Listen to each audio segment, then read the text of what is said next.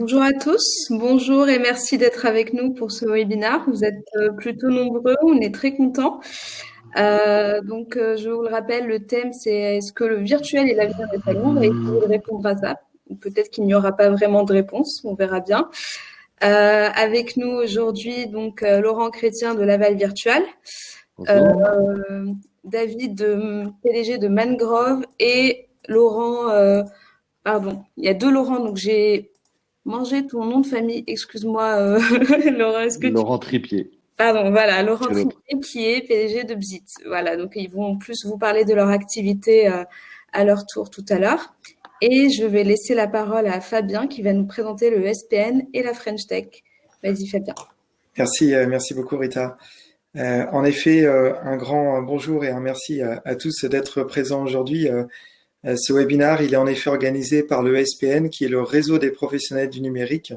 C'est en fait un cluster, pour utiliser un terme peut-être plus compréhensible, qui accompagne les entreprises dans leur développement économique. On a environ 200 membres sur les agglomérations d'Angoulême, Niort, La Rochelle et Poitiers, qu'on accompagne par différentes actions, de l'aide au recrutement, à la formation, du réseau, du networking, de l'international, énormément de services différents et notamment de l'aide à l'innovation. Et on anime dans ce cadre-là une communauté de start-up qui est labellisée French Tech au niveau national, qui s'appelle la communauté French Tech Atlantic Valley. Voilà pour la petite présentation.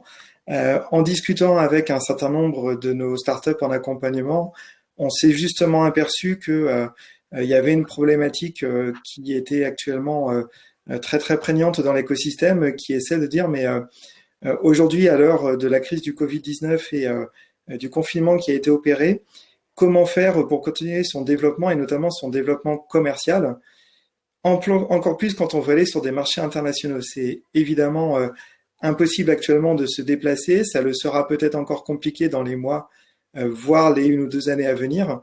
Et donc, il faut trouver aujourd'hui des nouveaux leviers pour pouvoir se présenter et se développer sur de nouveaux marchés.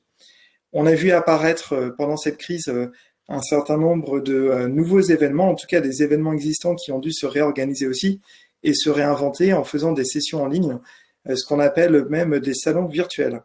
Donc l'idée aujourd'hui du webinaire, ça va être avec nos trois intervenants, eh bien, de voir si ces salons virtuels ont encore un avenir à l'heure du déconfinement, si ça va impacter, je dirais, durablement le marché des organismes d'organisation et des organisations, oui, d'événements, et aussi voir un petit peu comment est-ce qu'une entreprise ou une start-up peut se positionner pour réussir à se développer sans être présent physiquement. C'est vrai qu'il faut forcément réinventer les façons de présenter, de vendre un produit, de chercher des partenaires, des distributeurs, quand on n'est pas présent sur place et qu'on peut le faire directement dans des rendez-vous d'affaires physiques ou sur un stand.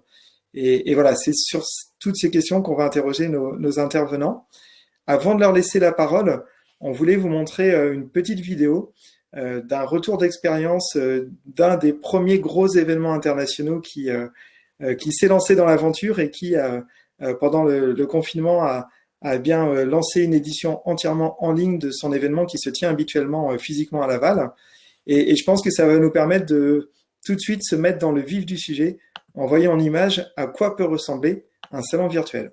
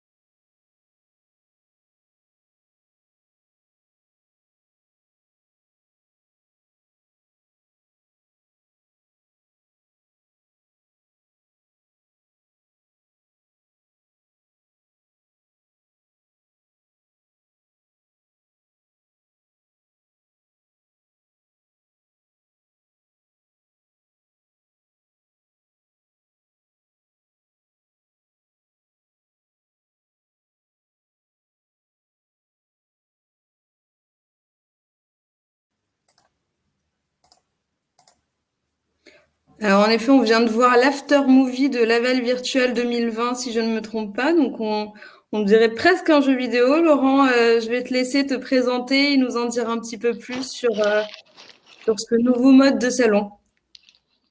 Eh ben merci. Bonjour à toutes et à tous. Donc, je suis Laurent Chrétien, je suis directeur de Laval Virtual. Et oui, donc on vient de voir l'after movie de l'édition 2020.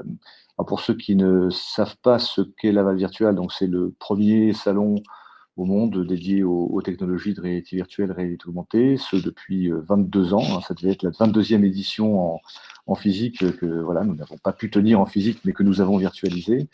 Donc on connaît bien le marché de la réalité virtuelle. Ça fait déjà au moins 3 ou 4 ans qu'on pensait à intégrer du virtuel dans notre salon réel. Et puis ben, on ne l'a pas fait parce que on se dit que c'est quand même bien mieux de pouvoir se rencontrer physiquement quand on est organisateur de salon. Mais là, pour le coup, on n'a pas eu le choix. Le 7 mars, on a pris la décision de reporter l'événement. Bon, après, il y avait le confinement quelques jours après, donc de toute façon, on l'aurait prise pour nous, cette décision. Et on a aussitôt décidé de virtualiser l'événement dans la mesure où voilà, on a une veille qui est assez poussée sur toutes ces technos. On travaille beaucoup pour les entreprises et on virtualise, enfin on essaye de travailler sur tous les usages hein, de la réalité virtuelle, réalité augmentée appliquée aux différents secteurs d'activité. Donc dans l'événementiel, on était également en veille et on avait identifié une quarantaine de plateformes qui permettait de pratiquer de l'événement virtuel. Alors, ce que j'appelle événement virtuel ne sera peut-être pas forcément le même discours pour tous, mais je préfère le clarifier dès le départ. Voilà, on fait la différence entre les événements digitaux et les événements virtuels. Et pour nous, virtuel, c'est vraiment de la 3D, temps réel, et on est en immersion. Alors, en immersion, ça ne veut pas forcément dire être dans un masque de réalité virtuelle, mais au moins on est en interaction avec son environnement.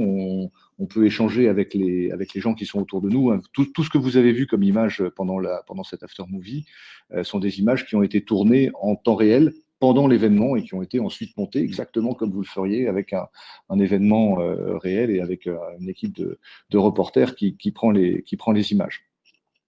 Voilà, donc ça c'est important. On s'est intéressé donc à ces plateformes qui pouvaient permettre de faire du virtuel. On a la chance d'avoir une communauté internationale très active et du coup on s'est fait beaucoup aider. Hein. Il y a eu une 60aine de bénévoles qui nous ont aidés à benchmarker les plateformes en très peu de temps. Et notre choix s'est porté sur le nom que vous avez vu dans le film, à savoir la plateforme Virbela, pour plein de raisons, parce qu'elle était fiable, hyper accessible, c'est-à-dire aussi bien depuis n'importe quel ordinateur, hein, sous réserve qu'il ne soit pas trop ancien quand même, mais accessible depuis les Mac, depuis les PC, et on pouvait également tester l'expérience dans des masques de réalité virtuelle en parfaite synchronisation avec ce qui se passait sur le campus que vous avez vu. Voilà, puis c'était aussi une plateforme qui nous permettait de tenir la charge, puisque l'événement physique hein, de Laval Virtual accueille chaque année sur les journées professionnelles un peu plus de 9000 personnes, 9500 personnes l'année dernière. Et donc, il fallait qu'on soit à peu près calibré pour ça. Et le fait est que on a même dépassé ces chiffres hein, grâce à cette virtualisation. Alors, est-ce que, pour reprendre la question, est-ce que le virtuel est l'avenir des salons? Non, je serais tenté de dire que c'est pas l'avenir des salons. Ça fera partie, sans doute, de l'avenir, mais c'est pas l'avenir. Malgré tout ce qu'on fait en réalité virtuelle, je reste convaincu que le contact physique, la présence a une valeur importante.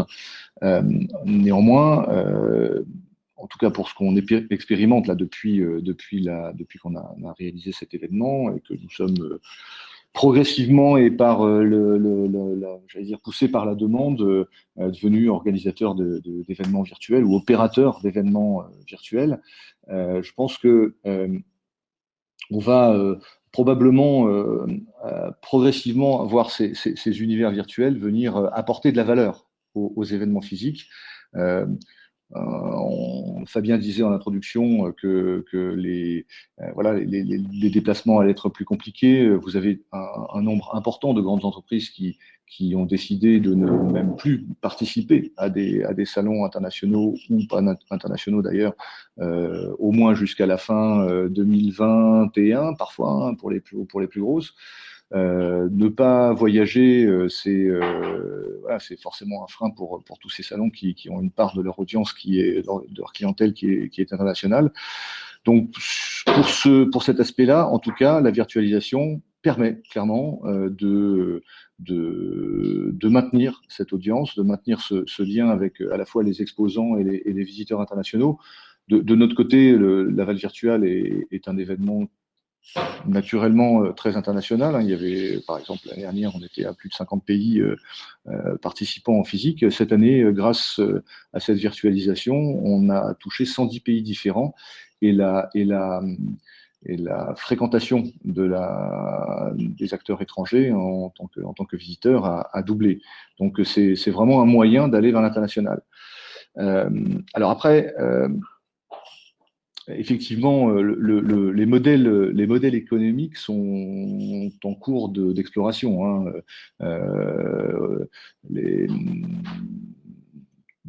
Dans les délais impartis, on avait fait le choix, nous, de nous intéresser uniquement au report, puisqu'on a décidé de virtualiser finalement 5 semaines avant l'événement physique, le temps de faire le benchmark dont j'ai parlé, de choisir la plateforme, de négocier avec eux et d'arriver à récupérer le monde qu'il fallait après customiser, adapter, transformer.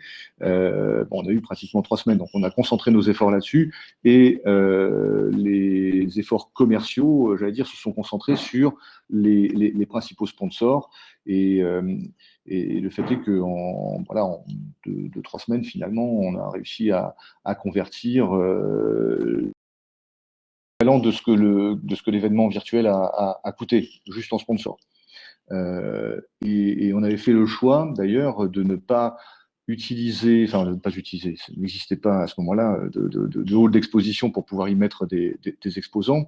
Et les quelques exposants qui nous ont suivis en prenant vraiment des espaces ont utilisé en fait des sur lesquels ils se sont installés.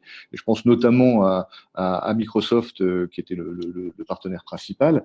Eux, ils ont pris carrément un grand espace avec je crois qu'il y avait une trentaine de salles de réunion, etc. Et ils avaient une quarantaine de commerciaux qui étaient présents et qui ont fait 1200 contacts par jour pendant cette opération. Donc c'est un chiffre qui est colossal. Voilà, donc le business model est à chercher encore. Ce qui est certain, c'est que côté aussi impact écologique, hein, le fait de ne plus, quand on est des salons internationaux, de ne plus avoir de speakers qui se déplacent, de visiter en avion, en voiture, etc., ça a un impact positif et on est en train de travailler là-dessus pour regarder comment le quantifier et que ça puisse être un argument, parce que pour le coup, nous, à Laval Virtual, en tant qu'experts de la réalité virtuelle, on est convaincu que ces technologies ont un rôle à jouer extrêmement fort. Et là, on parle de l'événementiel, mais il y a aussi toute la dimension du futur du travail et de ce que le virtuel plus le télétravail vont pouvoir apporter comme économie de déplacement, d'énergie, etc. Alors, peut-être pour finir, que l'évolution qu'on sent, c'est celle beaucoup parlent d'hybridation entre le réel et le virtuel. Je pense que les événements physiques vont prendre de plus en plus de probablement que le virtuel ensuite toute une audience plus large. D'amener aussi peut-être parfois une qualité différente. Par exemple, ce qu'on a expérimenté, c'est que le fait de ne pas imposer un speaker, on avait finalement qui étaient plus volontiers, plus volontaires pour participer. Et du coup, avec des niveaux de speaker supérieurs à ce qu'on avait pu pratiquer jusqu'à présent. Donc cette hybridation, ou je parlerais plutôt d'augmentation, voire d'amplification de l'événement, virtuel, c'est quelque chose sur lequel nous sommes en train de travailler beaucoup pour pouvoir justement répondre à toutes les demandes que nous avons, aussi bien de lieux que d'organisateurs d'événements, que même des corporates qui cherchent des solutions. Et ça peut passer, en tout cas, nous, on recommande là maintenant sur les événements de fin d'année ou de début d'année 2021, d'être systématiquement dans une phase amont où on va aider le client à définir son cahier des charges, et un double cahier des charges, en fait, un cahier des charges plan B. Qu'est-ce qui se passe si ça recommence, si on ne peut pas tenir l'événement physique, et le plan, allez, appelons-le A, qui est le plan amplification, et comment donc la partie virtuelle peut venir apporter de la valeur à la partie réelle. Voilà ce que je voulais vous dire. Merci Laurent. J'espère que je n'ai pas trop débordé. Non, pas du tout. Mais de toute manière, on va revenir vers toi à la fin parce qu'il y a eu pas mal de questions. Je propose qu'on les regroupe et qu'on revienne vers ces questions à la fin. Je vais laisser la parole à Laurent Trépied pour qu'il donne, lui, sa vision de l'avenir des salons, parce que c'est un peu le cœur de ton entreprise. Je te laisse te présenter ainsi que Bzit, Laurent. Tu as la parole. Merci. Bonjour à toutes et tous. Enchanté de recroiser Laurent après cette magnifique expérience de Laval Virtual. Je voulais juste relever par quelques indicateurs à partager avec la communauté sur Laval Virtual. C'est un événement qui a eu 5 fois plus de notoriété dans son mode virtuel que dans son mode de l'an dernier. C'est pour dire à quel point cette expérience remarquable a été beaucoup partagée et écoutée. Et autre indicateur vraiment étonnant, Laurent, c'est que on en parle encore énormément tous les jours. Nous, aujourd'hui, on monitore 40 messages par jour sur Laval Virtual. Et c'est extrêmement rare qu'un événement comme ça dure dans le temps 3 mois après, bientôt 3 mois après. Donc, félicitations Laurent, et très heureux d'avoir partagé cette expérience avec toi et tes équipes. Alors, le témoignage de Bzit, c'est le témoignage d'une start-up qui œuvre dans le secteur des événements. On travaille pour des organisateurs, des gestionnaires de lieux événementiels, des marques et des prestataires. Comme l'a dit Laurent tout à l'heure, il y a un peu de définition à donner, à partager. C'est qu'un événement virtuel, c'est un événement normalement sur lequel il y a une expérience immersive. Donc, parfois on entend parler d'événements virtuels pour des événements qui sont simplement en ligne. Donc, ce que nous, on observe, c'est que les salons ne seront évidemment pas tous virtuels. Il faut quand même revenir à l'origine des salons, qui sont des lieux qui sont là pour favoriser des rencontres qui ne peuvent pas s'opérer encore en ligne pendant encore que de grandes années. Et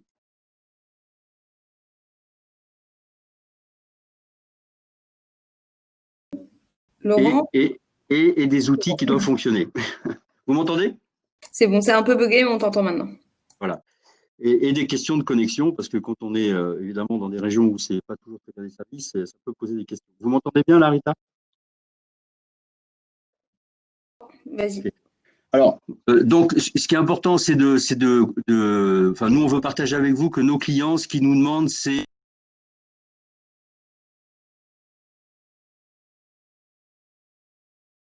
perdu Laurent. Est-ce que David, tu peux peut-être prendre le lead et on reviendra vers Laurent quand il pourra se reconnecter.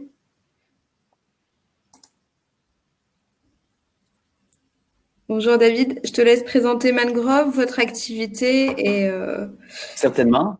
Merci, puis merci à Rita, Fabien et Marc-Augustin de l'invitation.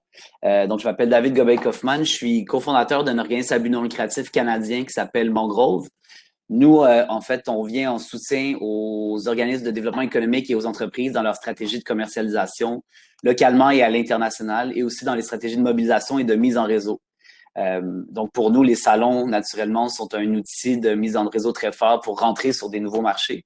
Dans les circonstances, je suis super content d'avoir entendu Laurent, puis de cette discussion-là est super intéressante pour nous parce que je pense que comme tout le monde, on est un peu largué Puis on doit se poser des questions, mais en même temps, je pense que depuis le début de la crise, on a eu la chance de réfléchir, puis de développer des projets, puis de prototyper, puis de tester. Donc, aujourd'hui, je suis là peut-être pour vous partager le fruit de notre réflexion comme équipe. Puis, idéalement, en fait, d'en parler avec vous par la suite. Là, je vais m'assurer de ne pas dépasser mon temps. Je vais mettre un petit alarme. Donc, rapidement, la raison pourquoi je suis ici, c'est que j'ai la chance et le plaisir de travailler pour et avec l'équipe de Bordeaux Techno-Ouest et la région de la Nouvelle-Aquitaine pour vous accueillir lors d'une mission commerciale vers le Canada. Avec mon partenaire MDI Conseil et Technologie. Dans les circonstances, évidemment, on a dû repenser. Il y a une mission économique qui devait avoir lieu vers Montréal, Toronto et Shawinigan cette année, en juin. On a eu la chance et le privilège de pouvoir travailler avec l'équipe de Marc Augustin pour développer une mission 100% digitale. Donc, cette année, on est là-dedans en ce moment à développer un programme d'accompagnement pour faire en sorte de pouvoir créer des relations B2B qualifiées avec des entreprises canadiennes 100% digital. Donc, comment on rentre en contact avec les gens de manière digitale, comment on crée des relations de humain à humain structurantes, comment on crée une relation de confiance par le digital. Est-ce que j'ai la réponse? Honnêtement, non, mais j'ai plusieurs hypothèses, puis j'ai envie de vous partager ces réflexions-là. Je vais d'abord, en fait, vous partager les réflexions, puis s'il me reste un peu de temps, je vais vous partager, en fait, quelques initiatives qu'on aurait eu la chance de mettre en place dans les derniers mois, dont un événement dont Marc Augustin a participé à Montréal, qui s'appelle au Canada de manière virtuelle, qui s'appelle le Canadian Ecosystem Gathering, où on avait réussi à rallier 500 personnes de partout au Canada. Et dans les circonstances, vous aurez compris que le Canada, c'est 6000 kilomètres de large. Donc, c'est organiser un événement qui est capable de rallier des gens autant de Vancouver, qui est la province la plus à l'ouest, jusqu'au maritime, qui se trouve à l'est du Canada. C'est très difficile. Généralement, aussi rapidement, c'est difficile. Donc, dans les circonstances, le numérique a été un outil très fort de maillage puis de ralliement pour notre communauté entrepreneuriale nationale. Donc, rapidement, quelques réflexions. Comme on en a parlé un peu plus tôt, je pense que le fait que les flux aériens, ça serait difficile de prévoir quand les flux aériens vont pouvoir arriver à la même niveau. Je pense qu'en même temps, il y a des réflexions à avoir, comme on l'a dit plus tôt, sur l'impact environnemental. Donc, il y a des réflexions profondes à avoir pour la suite de la reprise des affaires. On doit repenser les missions commerciales. Je pense que les experts historiques en commerce international sont tous en train de réfléchir, de faire des maillages avec des compagnies technologiques pour réfléchir de quelle manière. Comme je pense que le travail de Laurent est phénoménal, comme vous avez tourné sur un dissous pour développer la réalité virtuelle. Encore là, je vous lève mon chapeau. Puis je pense que c'est un exemple de maillage qui a été accéléré par la crise. Puis je pense qu'il faut y réfléchir. Puis, donc, en plus des salons, comment on crée des affaires à l'international, comment on entre en relation. Ça m'amène au deuxième point qui est, je pense que évidemment, il y a des opportunités qui naissent de ces crises-là. C'est des opportunités qu'on ne souhaiterait pas, mais qu'en même temps, il faut regarder de manière pragmatique. Moi, je prendrais un peu le chapeau aujourd'hui de conseiller en commercialisation, en stratégie de développement des affaires. Votre objectif, c'est d'être capable de capitaliser sur les opportunités qui se trouvent sur le marché actuellement, vu que la plupart d'entre nous devons se repositionner. Donc, c'est un peu cette posture-là que je vous invite à avoir pour regarder ce que je veux vous communiquer. Donc, quels étaient les obstacles comme entrepreneur au commerce international? Bien, il y avait le coût des déplacements. Il y avait le temps de formation et d'adaptation culturelle dans des nouveaux marchés qui, des fois, prenaient beaucoup de temps. Pour ceux qui font de l'exportation, qui développent des nouveaux marchés, on a constaté que ça prend plusieurs voyages pour être capable de s'installer. Il faut choisir les bons marchés, il faut avoir des arrimages culturels, il faut trouver les bons partenaires stratégiques locaux. Il y a aussi de prendre le temps de connaître les écosystèmes entrepreneuriaux qui prennent du temps, de bien les maîtriser, de comprendre les différences culturelles. Puis finalement, en fait, la première phase de développement des affaires jusqu'à la vente qui prend beaucoup de temps. Fait que je dirais que c'est tous des obstacles qui généralement font en sorte que le coût du développement international est très élevé. Dans les circonstances, je nous invite puis c'est juste un exercice philosophique que je vous invite à faire, c'est qu'il y a des opportunités qui naissent de ça. Je vous en nomme quelques-unes. Pendant un certain temps, tous les entrepreneurs de la planète ont vécu la même chose. Puis, un défi pour rentrer en contact avec des nouveaux partenaires stratégiques ou des nouveaux clients potentiels, c'est de trouver des éléments communs. Bien, vous avez un élément commun avec littéralement tous les entrepreneurs de la planète. C'est ça. Et ça, c'est une opportunité pour créer des liens rapidement. Deuxièmement, il y a la démocratisation des outils de communication. Des fois, on prenait le téléphone pour créer une première relation. Maintenant, on est de plus en plus habitué avec Zoom, même des gens d'une autre génération. Donc, je pense que c'est vraiment une belle opportunité de développer des rythmes de communication et de bien maîtriser ces outils-là pour pouvoir en profiter. Troisièmement, il y a l'ouverture des entreprises à explorer des pistes innovantes de développement des affaires.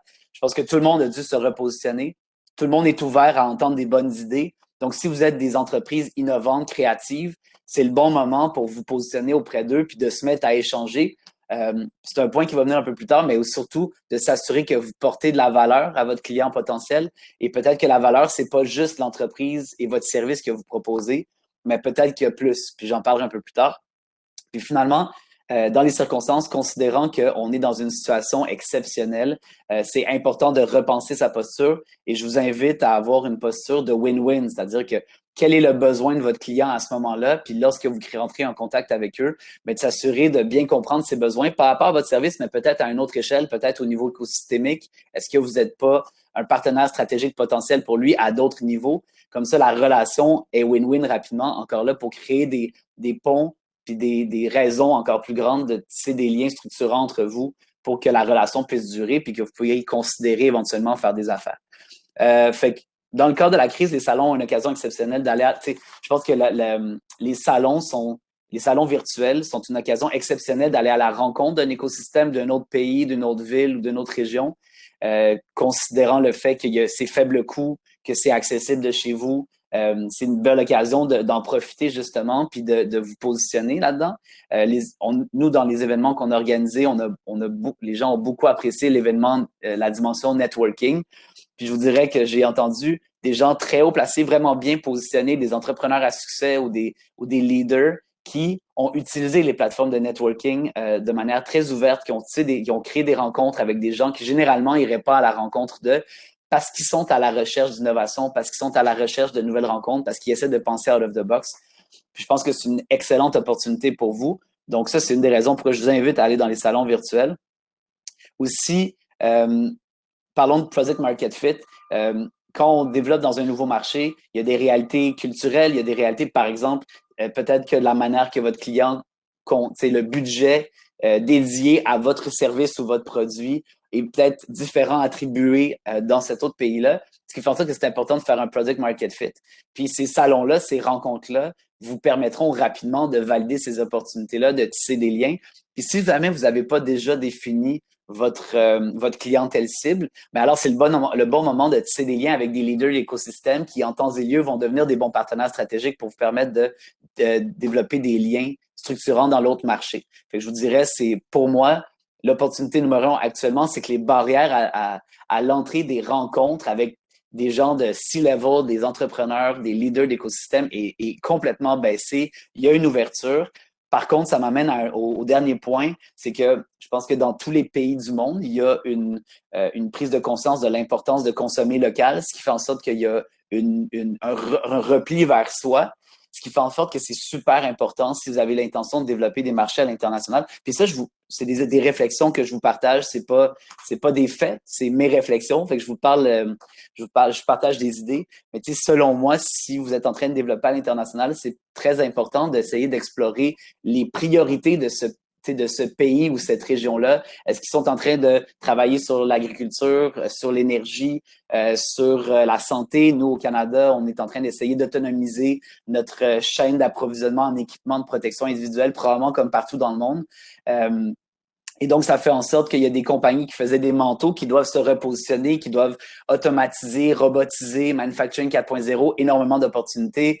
En agriculture, les drones, tu sais, je pense que l'intelligence artificielle pour l'optimisation des processus, ce n'est que quelques exemples qui sont facilement intégrables dans la chaîne de valeur. Donc, c'est juste important d'avoir cette réflexion-là en amont. Comme ça, vous êtes capable rapidement d'apporter de la valeur chez vos clients potentiels ou chez les interlocuteurs.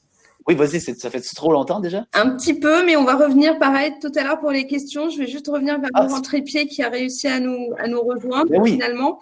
Je te redonne la parole, Laurent, et David, on revient tout à l'heure pour les questions. Oui, excusez-moi à toutes et à tous. Hein, je suis un peu en région et donc dans des connexions difficiles. C'est là qu'on voit aussi un peu les limites du digital. Merci Rita de m'avoir donné la main. Je voudrais juste valider que vous m'entendez bien avant de redémarrer. Qu'il y ait pas de... Ok. Alors, ce que je voudrais partager avec vous, hein, c'est que nous travaillons dans le secteur de l'événementiel. Je rebondis sur ce qu'a dit David. Je pense que c'est le moment pour tous, organisateurs et marques, de repenser son engagement événementiel. Il y a des opportunités virtuelles qui nous permettent de participer à distance à des événements où on ne peut pas aller, c'est une évidence, mais on ne peut pas construire et développer sa marque à travers des événements virtuels parce qu'on a aussi besoin de rencontrer les gens. Et donc, c'est pour ça qu'il y a une vague, et on le voit sur la rentrée septembre, il y a une vague d'événements hybrides qui arrivent, alors qu'on appelle digitalisé, physique ou digital, ou hybride, en tout cas des événements qui mixent physique et digital. Plusieurs annonces ont été faites. Vous avez la Paris Retail Week qui va le faire. Vous avez le Polytech qui l'a annoncé hier. Vous avez un opérateur sur Bordeaux qu'on connaît bien, Bordeaux Techno-Est, qui lance son UAVD qui sera en formule hybride. Donc en fait, pour tous, ce que nous on fait au quotidien, on est sollicité par les marques beaucoup et par les organisateurs pour repenser des stratégies globales événementielles. C'est-à-dire quel est le meilleur format pour engager ma marque en virtuel, en ligne ou en physique. Et c'est le moment en fait de saisir énormément d'opportunités. Le volume d'événements est considérable. C'est-à-dire qu'on n'a jamais observé autant d'événements que depuis le début du Covid. Je vais vous donner un chiffre tout bête. On identifie en fait des bonnes pratiques digitales sur des événements. Avant le Covid, on en avait 80. Donc on était au 15 février, parce que dans l'événementiel, le Covid a marqué très tôt. On a passé le seuil des 300 bonnes pratiques aujourd'hui. Donc on est sur une innovation technologique incroyable.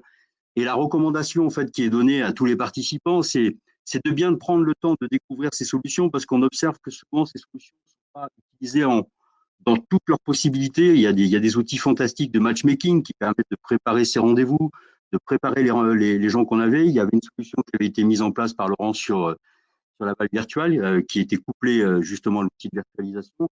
Donc en fait, le message qu'on partage avec vous, c'est arrêtons-nous 2 secondes, repensons complètement notre stratégie événementielle, mixons entre du virtuel, formule Laval virtuelle, entre des événements en ligne, mais aussi des événements physiques et des événements hybrides. Et aussi, les marques de plus en plus s'engagent dans des nouvelles formes de sponsoring. Là, c'est un message plus pour les organisateurs. Nos marques clientes nous demandent en fait d'analyser les événements pour leur recommander des stratégies de sponsoring. Donc on voit que le monde événementiel est en profonde mutation parce qu'il est en mutation pour l'organisateur, ça on pouvait le deviner. Et nous, ce qu'on observe, c'est qu'il est aussi en profonde mutation pour l'exposant et le sponsor.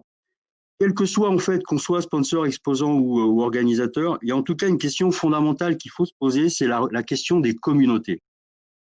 Quand je vais sur un événement ou quand je crée un événement, c'est pour rencontrer des communautés. En fait, la question que nous on traite à chaque fois, c'est la communauté que j'adresse, est-ce qu'elle existe ou est-ce que je dois la créer ou est-ce qu'elle existe mais elle n'est pas liée à mon événement ou est-ce que je dois la renforcer? Donc la question des communautés est essentielle parce que des initiatives extrêmement belles et qui méritent une grande audience ne rencontrent pas toujours l'audience comme Laval Virtual a eu. Donc en fait, en synthèse, que je sois organisateur, exposant ou sponsor, pour nous, la question essentielle, c'est de penser à la communauté que l'on adresse et de voir dans quelle mesure l'enjeu que j'adresse par mon exposition, mon organisation, est en phase avec les communautés que l'on veut adresser. Et c'est parce qu'on va aligner son exposition avec les communautés qu'on va faire des grands événements comme ceux que l'on rencontre, comme Laval encore une fois, ou comme hier, vous avez vu les curseurs qu'a communiqué Wheel of Green, 80 000 personnes connectées en ligne. C'est quand même une expérience incroyable d'avoir 80 000 personnes connectées en ligne sur un événement. Et ça, c'est parce que Wheel of Green, on le sait, et c'est des gens qu'on suit depuis plusieurs années, c'est un événement qui avait déjà ses communautés établies. Et donc, ce qu'on observe, c'est que quand on a des communautés, c'est beaucoup plus facile, évidemment, de passer au virtuel. Après, j'ai vu passer des questions tout à l'heure sur oui, mais c'est vrai, il y a des secteurs plus propices que d'autres. Là, je voudrais sincèrement dire qu'il n'y a aucune exclusion à la virtualisation. Aucune. Il n'y a aucun secteur qui est plus propice à un autre qu'à la virtualisation. Bien sûr, il y a des secteurs où l'expertise des équipes est plus mature, et c'est le cas des équipes de Laurent.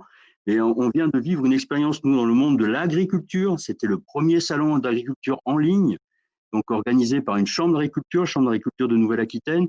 Donc, c'est bien la démonstration que le passage au virtuel n'exclut personne. Il n'exclut aucun métier, il n'exclut aucune activité, et il est donc fédérateur de toutes les initiatives. Et il va permettre de traiter des approches qu'on avait un peu oubliées par le passé, ou en tout cas pas traitées en complétude, comme l'accessibilité handicap, qui est un sujet qui, par contre, lui, reste encore un sujet de travail. Et là, je fais un peu un appel à tous les organisateurs, hein, la question de l'accessibilité aux personnes handicapées, que ce soit l'accessibilité numérique ou l'accessibilité physique, nos indicateurs d'observation qui monitorent 1500 événements sont très faibles, très, très faibles. Là, il y a urgence à agir. Il y a urgence à utiliser les solutions qui existent parce que les solutions d'accessibilité numérique existent. Donc, vous voyez en fait que le champ est incroyable. C'est une profession qui a subi un électrochoc, alors comme le tourisme évidemment, mais je peux vous assurer que début mars, c'était vraiment l'électrochoc. Et je rends hommage, nous, qu'est-ce qu'on a fait pour s'en sortir? On a appelé nos clients pour savoir qui était le premier à lancer des expériences, et on remercie Magnétique Bordeaux, la marque de marketing territorial de Bordeaux, parce que c'est la première qui a dit OK, zit, on y va, on va observer les initiatives événementielles, et c'est ce qui explique qu'on a un regard, je pense, très pointu sur ces questions d'initiative. Voilà, j'espère que ces quelques informations serviront à toutes et tous, et je vous souhaite une excellente continuation. Merci beaucoup, Laurent. Je pense qu'on va pouvoir passer sur les questions. Il y en a notamment qui sont beaucoup revenus sur le nombre de jours, enfin le temps et le coût pour construire ce genre d'événement virtuel. Je pense que ça s'adressait surtout à toi, Laurent Chrétien, par rapport à Laval. Est-ce que tu peux nous donner des éléments de... Alors, il y a énormément de bonnes questions, et puis dans ce qu'a pu dire David ou Laurent, il y aurait encore de quoi rebondir pendant plusieurs dizaines de minutes faciles. Pour répondre à la question sur le temps et le coût. Vous voyez, nous on a mis 3 semaines en fait pour réaliser l'événement virtuel. Alors quand je dis de réaliser, c'est d'un point de vue logistique, c'est-à-dire que les contenus étaient préparés bien évidemment. Enfin, on avait déjà nos speakers, on avait déjà nos programmes, etc. Donc le montage de l'événement, alors à l'arrache, voilà, on a quand même réussi à ouvrir, j'y reviendrai après d'ailleurs, ouvrir un peu de temps avant la date effective de l'événement. Mais voilà, quoi. Faut compter au minimum 3 semaines pour un gros événement comme le nôtre. Sinon, ça nous arrive là, actuellement d'organiser des événements, pas du jour au lendemain, mais à 3 jours d'avance, quoi, pour des petits événements type corporate, sans aucune difficulté. Après, des gros événements, on en a quelques-uns à l'étude. Là, on recommande quand même entre 5 et 7 semaines, quoi. Mais là, pour le coup, c'est plus nous, en termes d'opérateurs, qui sommes limitants, c'est plutôt la partie communication, business model, commercialisation, etc. Donc ça va répondre plutôt à la partie temps. La partie coût, faut compter, en fait, là, dans les évaluations qu'on a pu faire, une 60aine en cours, on est grosso modo entre 10 et 30% du coût de la logistique d'un événement physique. Là, je parle de la virtualisation complète, hein. Voilà, si l'événement est petit, ça va être plutôt 30%. Si l'événement est gros, ça va être plutôt 10%. Pour vous donner une idée, voilà, les petites dizaines d'événements gros que nous avons vont entre 30 000 et 80 000 euros, quoi. Voilà. Et pour réaliser l'intégralité de l'événement.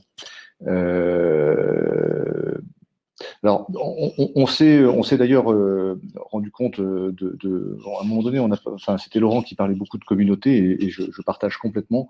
C'est vrai que nous, on a une communauté qui est particulièrement avertie à ces technologies, en tout cas pour nos exposants et nos speakers. Les visiteurs le sont un peu moins, même si parmi nos visiteurs, il y a les 30% de gens qui travaillent plutôt dans l'innovation, mais le reste, ce sont des utilisateurs, j'allais dire normaux les potentiels pour certains, de la réalité virtuelle et augmentée dans le B2B. Donc pas forcément aguerris à ces technologies. Et du coup, ça nous a invités, là, avec ce qui se passe, à créer un deuxième monde. Donc en fait, dans une semaine, on va ouvrir un deuxième monde. Le premier le Laval Virtual World va rester dédié à notre communauté d'acteurs de la réalité virtuelle, réalité augmentée, donc pour que les utilisateurs puissent de façon permanente venir rencontrer ces acteurs, une sorte de place de marché permanente. Et on crée un deuxième monde qui sera le Laval Virtual Congress Center, donc un vrai palais des congrès ou centre de congrès dédié à des événements organisés pour compte de tiers. Ça, c'est dans Virbela. Mais après, il y a d'autres plateformes qui sont utiles. J'ai vu passer les questions. Est-ce qu'il y a d'autres plateformes? Oui, bien sûr, il y en a d'autres qui peuvent répondre à des besoins différents, à des besoins parfois plus intimistes, si on veut être strictement en réalité virtuelle, faire un lancement de produit un peu incroyable, faire une conférence de presse ou des choses comme ça. Ça s'étudie évidemment en fonction de la nature de l'événement que vous voulez organiser. Merci Laurent. Maintenant, j'ai pu se poser une question pour David. Toi qui accompagnes souvent les entreprises sur les salons, la question qui a été posée, c'est comment faire les démos à distance pendant les events et quels sont les différents choix qu'on a quand on est une entreprise pour faire les démos et montrer son produit. Et une autre question à laquelle tu peux également répondre en complément, c'était la question du décalage horaire. Quand on fait un événement international, généralement, c'est des personnes qui viennent de partout dans le monde. Donc, comment faire pour un peu regrouper tout le monde Je ne sais pas s'il y a une réponse miracle, mais voilà, je te laisse répondre, David. Je pense que pour les... Je ne me poserai pas comme un expert du tout. Là. Je dirais de mon expérience, nous, on avait utilisé la plateforme Hopin. Puis, il y avait un espace pour un salon. Donc, c'était possible de faire des démos. Puis aussi, dans le volet networking, je pense que c'était une belle plateforme pour ça. Donc, je pense que l'idée, c'est de juste s'assurer de faire, d'avoir un bon, peut-être de bien définir la clientèle cible à qui on veut parler, puis peut-être de préparer un peu les rencontres, peut-être regarder la liste des invités pour s'assurer d'avoir accès à la bonne personne lors du salon pour pouvoir lui faire le démo. C'est peut-être mon conseil que je donnerais. Pour ce qui est de, donc, je pense que donc, un peu de préparation. Pour ce qui est je pense que de la time zone, malheureusement, il n'y a pas de... À moins que Laurent ait une réponse à ça, mais je dirais, si la priorité, c'est d'aller faire affaire avec un marché qui est sur une autre time zone, je pense que c'est juste de se lever à l'heure qu'il faut. Laurent, qu'est-ce que tu en penses? Écoute, deux réponses. Nous, on avait décalé un peu notre événement pour justement essayer de satisfaire à la fois la plaque et la plaque américaine, parce qu'on avait beaucoup d'Américains et de Sud-Américains qui participaient cette année, mais ça restait quand même très limité. Alors les Américains sont restés beaucoup plus tard. Le soir, on avait des gens dans la plateforme jusqu'à 2h, 3h du matin qui continuaient de faire du business, qui continuaient de discuter, etc. Mais pour notre prochain événement à nous, les VR-Days à Amsterdam, donc également un événement dédié aux technologies de réalité virtuelle, réalité augmentée en Europe, à Amsterdam, ça sera en novembre. Faire un marathon de 72 heures non-stop. Et donc, ça veut dire qu'on repense complètement l'événement pour avoir du contenu pendant 72 heures. Quitte à ce que ce contenu se répète, qu'il y ait des adaptations culturelles, etc., ou linguistiques aussi. Donc, on va complètement réinventer le modèle. Super. Peut-être que si je peux me permettre, Rita, je rajoute disons, dans les opportunités que les gens ont de pouvoir se positionner à l'international, juste ce que je ressens, c'est que les organes, puis Laurent, peut-être que tu peux nous dire, mais est-ce qu'il y a plus d'ouverture à créer des liens avec des nouveaux speakers qui peut-être étaient hors, peut-être géographiquement moins accessibles, etc. Est-ce que vous avez eu plus de facilité à avoir accès à des speakers pour le volet virtuel que le physique, Laurent? Parce que j'ai le sentiment qu'il y a vraiment une ouverture à aller chercher des nouveaux types de speakers. Dans le sens où moi, ça fait peut-être, dans les 3 derniers mois, j'ai donné plusieurs conférences comme, disons, des discussions à l'international. Puis ça donne beaucoup de fluidité, beaucoup moins de barrières à l'entrée. Puis j'ai le sentiment que si vous avez un positionnement clair dans un marché ciblé, l'opportunité de parler en public de manière virtuelle est beaucoup plus grande et il y a beaucoup moins de barrières à l'entrée que traditionnellement. Je ne sais pas ce que tu en penses, Laurent. Alors, je suis tout à fait d'accord avec toi. On l'a vécu et je l'ai dit à peine tout à l'heure, mais on a eu une augmentation de la qualité de nos speakers grâce à la distance, grâce au virtuel, hein, qui a été assez sensible. Et je pense que c'est même un outil de réinvention. Par exemple, depuis 5-6 ans, on organise des petits événements thématiques qu'on appelle les Laval Virtual Days, qui sont des événements physiques, posés à un endroit. On en fait à Paris, on en fait dans d'autres métropoles en France et à l'international. Et donc, se retrouvent sur le même lieu les speakers, quelques démos, et puis on fait du networking, et ça, c'est sur le temps d'une demi-journée ou d'une journée. Eh bien, là, en fait, ce que va nous permettre le virtuel désormais, c'est les conférences, plutôt que de les faire avec des speakers locaux, on va les faire avec des speakers internationaux, apporter une dimension beaucoup plus forte et beaucoup plus grande, et ça sera accessible à tout le monde. Et puis ensuite, nos hubs partenaires, les associations de réalité virtuelle, réalité augmentée un peu partout dans le monde, les clusters, etc., bah, eux vont relier physiquement l'événement et faire venir les démos sur place et ceux qui vont venir découvrir ces démos et networker avec les fournisseurs. Voilà, donc c'est tout un mode à réinventer, c'est passionnant, ça stimule les neurones. Complètement.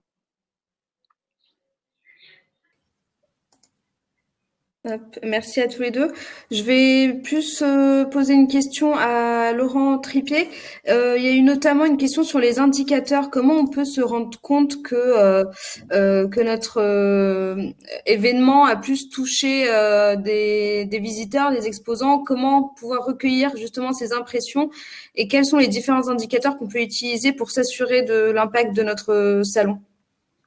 Alors, sur la question du ROI et des KPI, il faut reconnaître que là, le digital apporte une réponse d'une précision redoutable. On peut mesurer beaucoup de choses. Alors, évidemment, déjà, il y a la notoriété. La notoriété, c'est le mécanisme, je dirais, le plus précis actuellement, qui va vous permettre de savoir exactement quel a été l'apport précis en tant qu'organisateur ou en tant que marque sur votre événement. Vous verrez exactement les communautés qui se sont engagées autour de votre marque, celles de vos concurrents. Vous verrez vos parts de voix sur le salon, vous verrez vos parts de voix sur le marché dans lequel le salon est inscrit. Bon, ça, c'est pour la part innotoriété. C'est extrêmement précis. Ça peut même être prédictif. C'est-à-dire que l'enjeu aujourd'hui, ce n'est plus de mesurer le ROI après l'événement. Ça, c'est ce qu'on faisait, je dirais, il y a une petite année derrière. Maintenant, c'est de faire des prédictions sur ce qu'il faut faire pour atteindre un ROI cible. Donc, vous voyez, on passe de l'époque de la mesure à l'époque de prévoir le plan d'action pour atteindre une position cible. Ce que l'effet Covid a accéléré, notamment sur les événements B2B, c'est que les plateformes de matchmaking maintenant se généralisent. Il n'y a quasiment plus aucun événement B2B en ligne qui ne se connecte pas avec une plateforme de matchmaking. Alors, ça permet quoi, une plateforme de matchmaking? Ben, ça permet de façon très précise de savoir qui s'est intéressé à l'événement, à quel thème. On descend au niveau du thème, on descend au niveau des communautés. On peut même l'analyser en amont, c'est-à-dire que dès l'inscription, si l'outil d'inscription est bien fait, on va pouvoir proposer des thèmes d'inscription, donc ce qui va permettre de détecter l'appétence dans l'ensemble des thèmes de l'événement, voir comment la communauté s'inscrit en priorité sur certains thèmes. Donc ça, c'est via les outils de matchmaking que ça devient extrêmement précis. Après, autre point qui se généralise aussi beaucoup depuis l'effet Covid, c'est l'interactivité, un peu comme il y a là en ce moment. C'est-à-dire qu'il y a des outils d'interactivité qui vont permettre de comprendre les communautés, de comprendre leurs centres d'intérêt et de les embarquer et même d'aller jusqu'à la co-création pendant l'événement. C'est-à-dire qu'un événement est un outil de conception. C'est Marc Alper avec qui on travaille beaucoup sur le lien entre la recherche et les événements qui sans cesse nous rappelle que les événements sont des créateurs de filières. Donc, c'est-à-dire qu'un événement, s'il a une grande amplitude, il permet de fédérer les acteurs d'une filière. C'est un peu les travaux qu'on fait pour l'UABT sur Bordeaux Techno-Ouest. Pour exemple, un événement qui fédère tous les acteurs de la filière drone France et une partie de l'Europe. Donc, en synthèse, beaucoup d'outils très précis pour la notoriété, des outils de plus en plus précis pour comprendre maintenant les aspects B2B, la relation d'affaires, le one-to-one, et des outils d'interactivité qui permettent de co-construire des plans d'avenir, parce qu'un événement, c'est une porte vers l'avenir. Ce n'est pas un point d'arrêt, c'est que quand un événement se termine, c'est au contraire la construction de quelque chose qui démarre. Et ça, c'est grâce aux outils d'interactivité. Merci Laurent. J'ai une autre question, peut-être un peu destinée à tous, mais on a parmi nous, j'ai l'impression, des organisateurs de salons pas seulement professionnels. C'est vrai que depuis tout à l'heure, on s'est surtout concentré sur les salons professionnels, mais il y a aussi des organisateurs de salons destinés au grand public. Est-ce que vous pensez que ce type de virtualisation, numérisation ou même 50-50 en figital pourrait aussi attirer un grand public? Je veux bien commencer la réponse. Ce qu'il faut comprendre, c'est qu'on est juste au démarrage d'une révolution des mondes virtuels. Hein. C'est là ce qui vient de se passer. La crise a, je crois, on le partage avec quelques autres collègues, accéléré entre 3 et 5 ans, hein, la prise de conscience que ces mondes virtuels vont avoir un rôle à jouer dans le monde du travail, dans le monde de l'événementiel, dans le monde du tourisme, dans le monde de l'éducation, etc. Et du coup, vous pensez bien qu'il y a beaucoup d'acteurs, et notamment parmi ceux du jeu vidéo, qui sont en train de se pencher sur le sujet de façon sérieuse. Des marques comme Unity, qui sert de base au développement de Virbella, mais son concurrent principal, Unreal, chez Epic Games, travaille beaucoup sur le sujet. Et Epic Games, je ne sais pas si vous en avez entendu parler, mais a quand même fait pour un événement grand public, hein, le premier concert virtuel avec Travis Scott, là, qui a réuni 12 millions de personnes dans Fortnite. Donc on est en train de vivre ça, nous, dans notre Laval Virtual Congress Center, là, ce monde qu'on va. Il va y avoir 2 salles de stage de concert. Et puis après, il y aura aussi des stands en plus là, par rapport à ce qui existe actuellement. Mais pour rester sur le grand public, voilà, forcément, ces univers vont attirer aussi le grand public. Je crois que je reviens sur le mot qu'a utilisé tout à l'heure Laurent Tripier, c'est le mot communautaire. Et je suis intimement convaincu que l'avenir de ces mondes va passer par les regroupements communautaires. Que ce soit, quel que soit d'ailleurs le type de communauté, hein, avec le bien et les dangers que ça peut représenter. Voilà, donc il y a un travail aussi à faire sur l'éthique de ces sujets de façon assez importante, je crois. Si je peux me permettre, pour qu'on peut peut-être une perspective, parce que j'organise pas des événements de cette taille-là. Par contre, on a organisé quelques événements numériques, dont un comme je disais tantôt, qui s'appelle Canadian Ecosystem Gathering, où finalement, en très peu de temps, on a eu 500 inscriptions, des représentants de partout au Canada, des parties prenantes d'un peu partout dans le monde, d'Asie, d'Europe. Marc-Augustin, entre autres, a fait partie d'un panel. Puis, ce qu'on peut constater, en fait, c'est qu'il y a une soif de faire partie de quelque chose. Je pense que les gens, il y a une opportunité à cette période-ci où on est en train de tester et où les gens sont ouverts, ils sont curieux, ils sont intéressés, ils sont prêts à participer. Puis, je pense qu'il y a une fenêtre d'opportunité. Puis, je pense qu'à moyen terme, à titre d'organisateur d'événements communautaires, je pense que le terme que messieurs les Laurent ont exprimé est super important, c'est que si un événement a beaucoup de valeur ajoutée, puis je dirais, nous, dans la crise qu'on a ressentie, c'est que on a animé aussi plusieurs cercles d'entrepreneurs. Il y a un besoin de connexion avec des gens semblables, et la géographie est moins importante que le point commun entre eux. Ce qui doit être en arrière, j'imagine, de la création d'un événement où il y a un intérêt commun qui est lié à la région, ou qui est lié à une technologie, ou qui est lié à un thème quelconque. Mais je pense que c'est une très grande opportunité pour les événements. Puis je pense que le B2C fait aussi partie de cette opportunité-là. Merci à tous les deux. Pour un peu conclure, je vais maintenant donner la parole à Adrien Poncin, qui lui a été de l'autre côté, c'est-à-dire qu'il a participé à un salon en tant que visiteur de la part de son entreprise, qui est Axio Biosolutions Europe. Enfin, je pense qu'il le dira mieux que moi, il se présentera mieux que moi. Donc, Adrien, je te laisse la parole. Merci. Bonjour, vous m'entendez là, c'est bon? Oui, c'est bon.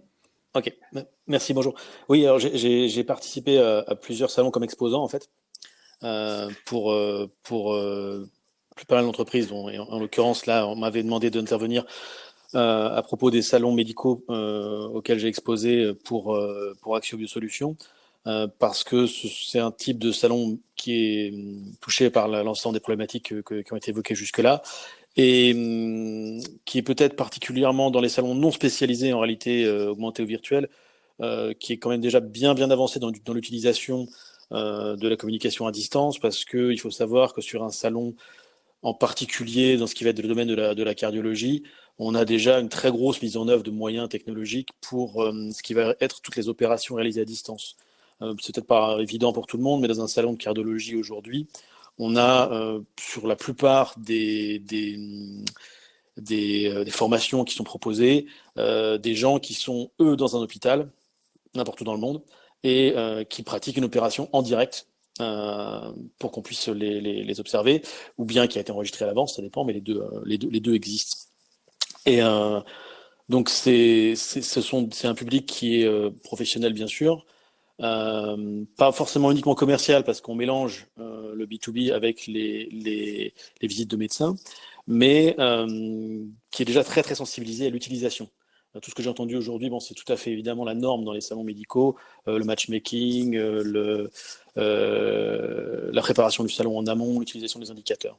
Moi, s'il y a une remarque, pour essayer d'être court, que je pourrais faire, qui me semble vraiment utile, parce qu'on y a beaucoup réfléchi, nous, dans la flopée de salons qui a été annulée au printemps, notamment parmi les plus importants en cardiologie, en chirurgie vasculaire sur la France, mais pas seulement, et dans la préparation de la prochaine saison de l'automne. Moi, ce qui me paraissait très intéressant sur ce segment-là, mais c'est probablement applicable à d'autres, le médical, c'est un segment où on va déplacer beaucoup de matériel. Bon, c'est pas un salon militaire, hein. On dépasse pas les chars d'assaut, mais on dépasse quand même beaucoup de matériel. Et je travaille pour cette entreprise Axio qui, elle, est impliquée sur énormément de segments différents. Vous l'avez compris, donc cardiologie interventionnelle, chirurgie vasculaire, mais aussi les urgences, aussi les salons militaires, aussi les salons d'à peu près toutes les spécialités médicales. Et le gros intérêt, à mon avis, pour une entreprise comme ça, qui n'est pas une entreprise énorme, c'est pas de remplacer quoi que ce soit. C'est pas de supprimer ses participations à des salons. C'est d'étendre sa présence. C'est-à-dire qu'en plus des salons auxquels on va participer de toute façon, on peut imaginer, si on a une proposition de participation virtuelle solide, d'étendre la participation à des salons auxquels on ne serait pas allé autrement, en tant qu'exposant. Et c'est ça qui m'avait vraiment intéressé dans le petit film de Laval Virtual.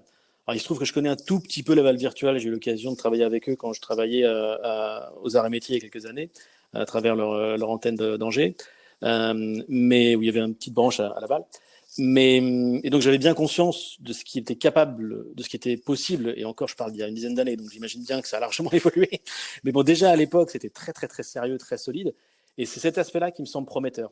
C'est-à-dire, en fait, une extension en ligne de l'espace de visite du salon. C'est-à-dire avoir carrément un stand, ou une partie d'un stand virtuel, là où on ne serait pas allé. Moi, ça me semble très prometteur. Voilà. C'est bon. Merci beaucoup, Adrien. Je suis désolée qu'on n'ait pas pu répondre à toutes les questions. Enfin, vous avez eu bien sûr les contacts des différents intervenants et vous pouvez revenir vers eux si vous voulez avoir un peu plus d'informations. Je vais laisser le mot de la fin à Fabien et je vous remercie tous d'avoir été là, d'avoir été très réactifs. Certains ont même répondu aux questions des autres sur le chat. C'est super. Donc, merci à tous et à bientôt. Fabien, c'est à toi. Merci Rita. En effet, on était très heureux tous en ligne aujourd'hui. Bravo aux 3 intervenants qui ont parfaitement bien répondu aux questions posées. Il y aura un replay de disponible sur la chaîne YouTube de Réseau SPN dans la playlist French Tech Atlantic Valley. Donc, vous pourrez retrouver et revoir ce webinaire si besoin. Et avant de conclure, je tenais à remercier tous ceux qui nous ont aidés à le préparer. Je pense notamment à Bordeaux Techno West avec Marc qui porte le programme Sirena Startup. Je pense à la région Nouvelle-Aquitaine, mais également Eurekatech, Technopole Grand Poitiers, qui nous ont aidés à sourcer les intervenants, et aussi aux communautés French Tech de Nouvelle-Aquitaine et en particulier la French Tech Bordeaux, qui a fait un maximum de relais qui nous a permis d'avoir autant de monde. Il ne nous reste plus qu'à vous souhaiter un très bon après-midi et à très bientôt pour un prochain webinaire de la French Tech Atlantic Valley. Bye bye.